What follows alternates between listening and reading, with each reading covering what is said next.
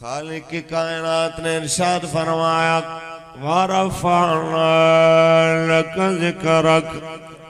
اے حبیب اسا تیری خاطر تیرے ذکر نو بلند فرما چھوڑے آئے ایک مقام تے فرمایا لَقَدْ كَانَ لَكُمْ فی رسول اللہ اسوۃ حسنہ، البتہ تحقیق تواڈے واسطے بہترین نمونہ رسول اللہ دی زندگی دے اندر او محمد عربی دے غلامو، اگر واقعی تواڈے نزدیک قرآن دی آیت یقین ہے تے رب فرمانے آئے لقد کان لکم فی رسول اللہ اسوۃ حسنہ، تواڈے واسطے بہترین نمونہ رسول اللہ دی زندگی دے اندر تیرے قوم تو اتنا سوال تے بندا ہے قوم رسول اللہ دے دین نو کنڈ کر کے کیوں جا رہی ہے؟ ایک قوم بدماشاں تے جناب ظالماں تے چوراں تے لٹیریاں مگر کیوں جا رہی ہے؟ اس قوم نو کیا نہیں پتا جس آقا دا سا کلمہ پڑھے آئے انہاں مسجد دے اندر نمازاں بھی پڑھائیاں نے تے جدو سلام پھیرے آئے صحابہ نو جنگاں تے روانہ کر کے مسجد دے اندر فیصلے فرما کے مسجد نو فوجی چھونی بھی بنایا ہے، لوگاں دے جھگڑیاں دے فیصلے مسجد وچ کر کے اپنی مسجد نو سپریم کورٹ دا درجہ بھی دیتا ہے، اپنی مسجد دے اندر جے طلاقاں دے مسئلے دسے نے تے مسجد دے اندر میرے کریم آقا نے جناب اعلیٰ لوگاں دے نکاح بھی پڑھائے، اچھی بولو اسے مسجد دے اندر میرے کریم آقا نے جناب اعلیٰ سوشل ویلفیئر دا کم بھی کیتا، اسے مسجد دے اندر نبی رحمت نے جناب اعلیٰ میرے کریم آقا نے مال غنیمت تقسیم کر کے سوشل ویلفیئر دی وڈیاں مثالاں دیتیاں۔ آج لوگ پہلے آپ رج دینے پھر زمانے نو دے لینے، جس آقا دے دین دی اساں گل کر رہے ہیں اس کریم آقا نے اپنے پیٹ تے پتھر بننے نے پہلے زمانے نو رجایا ہے۔ مولوی فاروق الحسن پہلے خود رجیا ہویا، پھر لوگاں نو آکھے یہ بچا ہوا کھانا ان کو کھلا دے، گل تے سوکھی ہے، لیکن اے مزہ اس گل دا ہے جے میں میرے کریم آقا دی بارگاہ دے اندر بندہ حاضر ہو کے عرض کردا ہے حضور مینوں بھوک لگی ہے، 2 پتھر میں اپنے پیٹ تے بن لینے، اُتے پتھر رکھ کے کپڑا بنے آئے تاکہ میری کمر نہ جھک جائے۔ حضور 2 دن تمہیں روٹی نہیں کھا دی، نبیان دے سردار نے اپنے شکم اطہر تو کپڑا ہٹایا تے 4 پتھر بننے اُتے کپڑا بنیا۔ میرے آقا نے فرمایا میں بھی تیری طرح اس ساری مشقت رو برداشت فرماون والا۔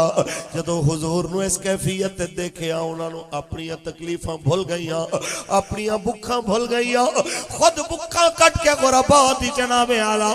معاملت فرماون والے نبی رحمت نے درس دیتا ہے۔ لیڈر اوہی ہوندا ہے جڑا جناب اعلیٰ اپنی قوم دیاں تکلیفاں دا احساس بھی کردا ہویا، انہاں دے درداں تو واقف بھی ہوئے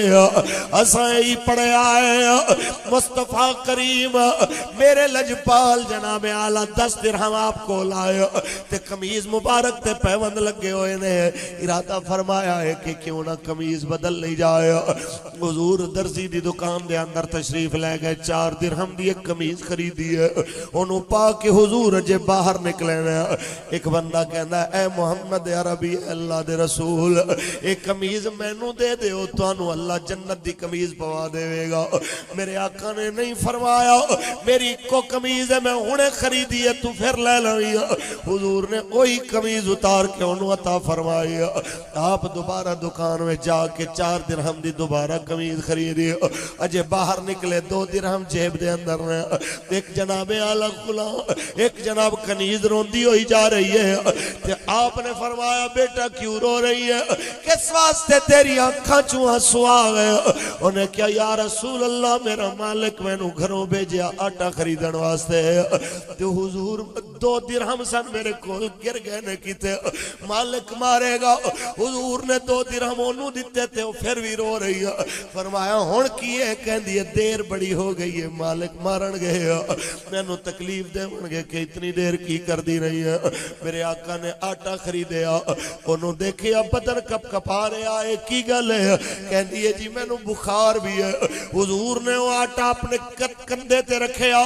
میرے کریم دے نال چل رہے لینا اج تے غریب دے نال کھڑے ہو کے جناب سلام لین واسطے بھی بندہ راضی نہ ہوئے اج تے غریب دا بچہ نواز شریف جیسے کچل کے چلے جانے نے اون دے واسطے رکنا بھی کوئی گوارا نہیں کردا غیراں کول جا کے امریکیاں کے ننگے عمر والا شاعر خاقان عباسی پاکستان میں آ کے غریباں دے بچیاں نو جواناں نو اپنی گڈیاں تھلے کچل کے چلا جائے تے رکنا گوارا نہ کرے اوقات ہوئے انہاں دی دو ٹکے دے بندے نہ ہونا اقتدار انہاں نو اتے لے کے آ جائے اسا کہنا چاہنے بس کرو اے لوگو ہن تے سچ اور جھوٹ نو پہچانو میرے تے تیرے نبی نے آٹا چکیا کندیاں دے اتے جا کے دستک دیتی ہے اون دے مالکاں دے دروازے تے انہاں نے فرمایا السلام علیکم ورحمت اللہ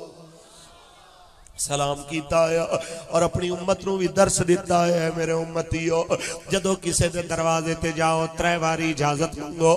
اگر اجازت نہ ملے تے واپس چلے جاؤ تے اس گل دا دل وچ برا بھی نہ مناؤ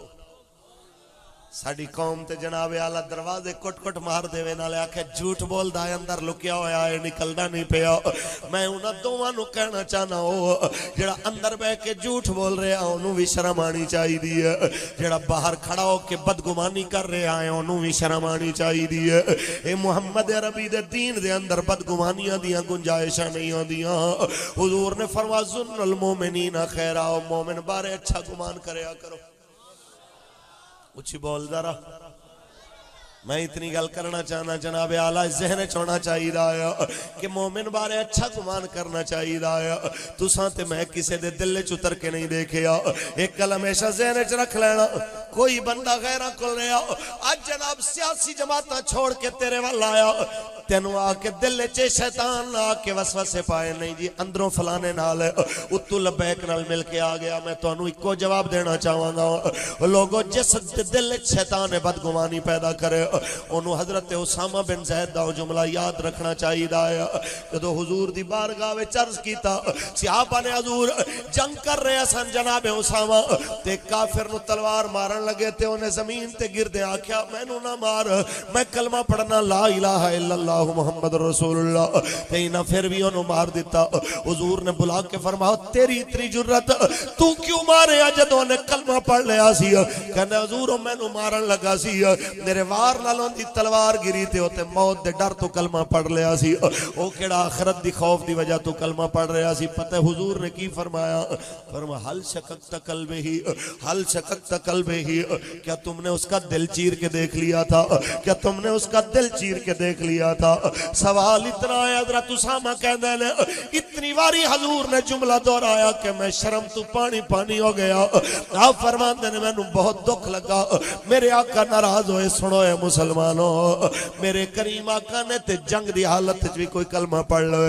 اون دے بارے وچ بھی کریم آقا نے فرمایا کہ انہیں سمجھ لو اپنے جان مال تواڈے تو محفوظ کر لیا اسی کیسے مسلمان ہیں ساڈیاں بدگمانیاں ہی نہیں ختم ہوندیاں سنو پیارےو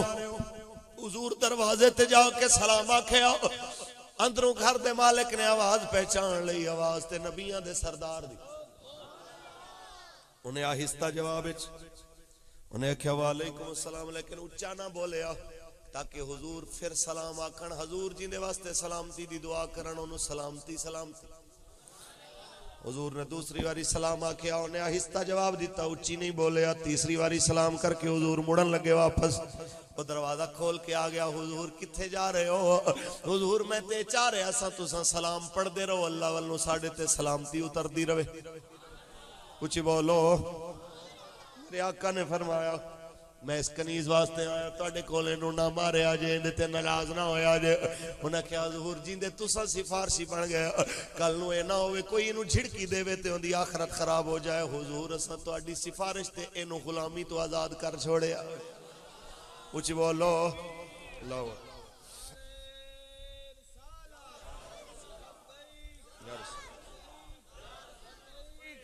لبیک تاجدار ختم نبوت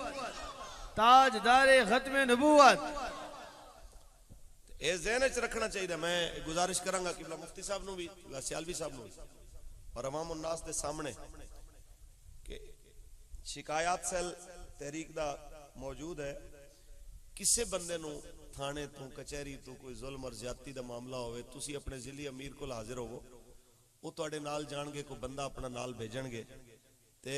ਅਗਰ ਤੁਹਾਡਾ ਮਕਾਮੀ ਥਾਣੇ ਕਚਹਿਰੀ ਵਾਲਾ ਕੋਈ ਨਹੀਂ ਸੁਣਦਾ ਤੇ ਮਰਕਜ਼ ਤੁਹਾਡੇ ਨਾਲ ਜਨਾਬ ਮੁਆਵਨਤ ਕਰੇਗਾ ਹਰ ਤਰ੍ਹਾਂ ਦੀ। ਇਹ ਕੋਈ ਗੱਲ ਹੈ ਯਾਰ, ਥਾਣੇ 'ਚ ਬੰਦੇ ਨਹੀਂ ਬੈਠੇ, ਕੋਈ ਅਸਮਾਨ ਤੋਂ ਉਤਰੀ ਕੋਈ ਮਖਲੂਕ ਬੈਠੀ।